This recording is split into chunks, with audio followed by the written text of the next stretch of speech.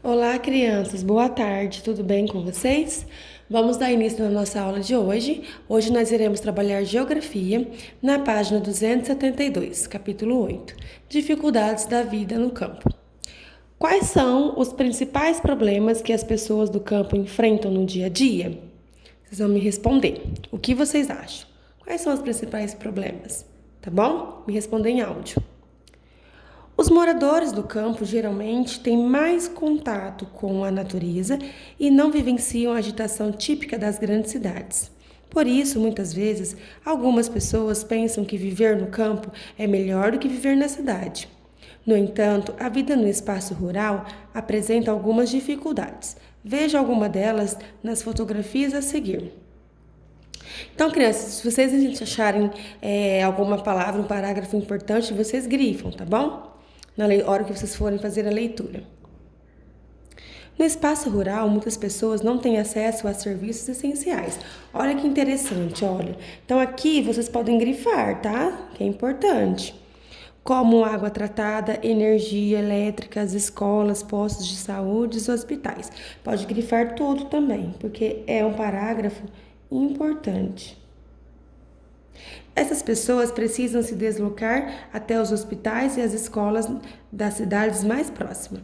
Então, no espaço rural não tem escolas próximas, água tratada, energia, né? É diferente da cidade.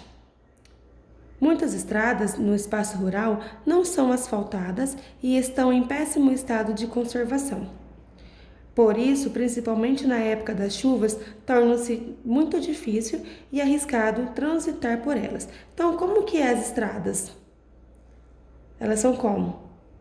As estradas no espaço, elas não são asfaltadas e estão em péssimo estado de conservação. Pode grifar também. Agora aqui vocês podem olhar a imagem do lado, olha. Essa primeira imagem acima, poço de água em moradia rural em Restinga Seca, Rio Grande do Sul, em 2016. Olha só como que é a casa. Não tem água encanada, é água do poço, né? Aqui na imagem abaixo, estrada de terra após deslizamento por causa de chuvas em Cambé, Paraná, em 2016. Olha como fica difícil, né? A passagem em estradas de terras devido a chuvas, né? É diferente da cidade. Depois, continuando aqui na página 273, o uso cada vez mais intenso de máquinas, olha, a palavra importante, como tratores, arados, semeadeiras e colheitadeiras, tem aumentado a produção, mas também diminuído o número de empregos no espaço rural. Então, olha só, o número de máquinas vem aumentando, mas o que acontece? Quanto mais máquinas tem no espaço rural, menos emprego para as pessoas, né? Menos empregos, ou seja, as máquinas vão substituindo aquilo que as pessoas fazem manualmente, certo? Uma máquina utilizada na colheita de cana-de-açúcar, por exemplo, substitui a mão de obra de dezenas de trabalhadores. Então, olha só, uma máquina de colher de cana-de-açúcar. Olha como que ela é. Ela serve. É boa? Sim, ela serve. Porém, olha só, ela tira a mão de obra de dezenas de pessoas. Dezenas de pessoas ficam sem serviço, sem o que fazer, entenderam, crianças? Então, as máquinas são importantes? São, mas também tiram o emprego das pessoas. Colheita mecanizada de milho em Guarani, Minas Gerais, em 2018. Então, quem que está colhendo aqui? Lógico, nós precisa de um homem para poder manusear essa máquina, que é o trator, no caso, né? Olha só. Muitos trabalhadores do campo não usufruem de boas condições de trabalho. Grande parte deles recebem baixos salários e não têm direitos trabalhistas respeitados, como registro de emprego na carteira de trabalho, férias, 13º salário e repouso semanal remunerado. Então, olha só, o que acontece aqui? Aqui, no caso, eles não usufruem dos direitos de trabalho, né?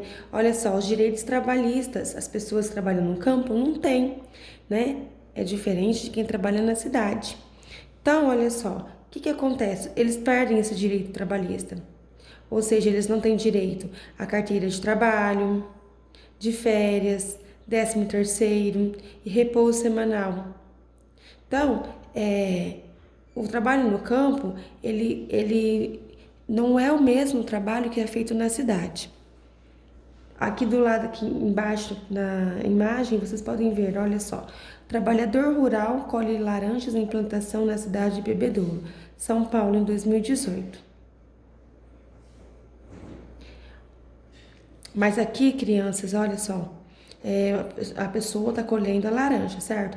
Mas essa questão aqui das pessoas que trabalham em campo, mesmo aquelas pessoas que trabalham na cidade, que moram na cidade, às vezes também enfrentam problemas por falta de trabalho, entendeu?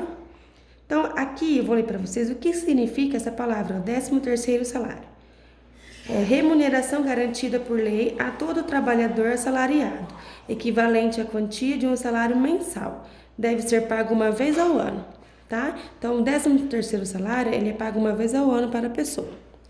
Agora, na página 274, problemas ambientais no campo. Algumas práticas desenvolvidas no espaço rural têm causado muitos danos ao meio ambiente, prejudicando principalmente o solo e as águas nesse espaço.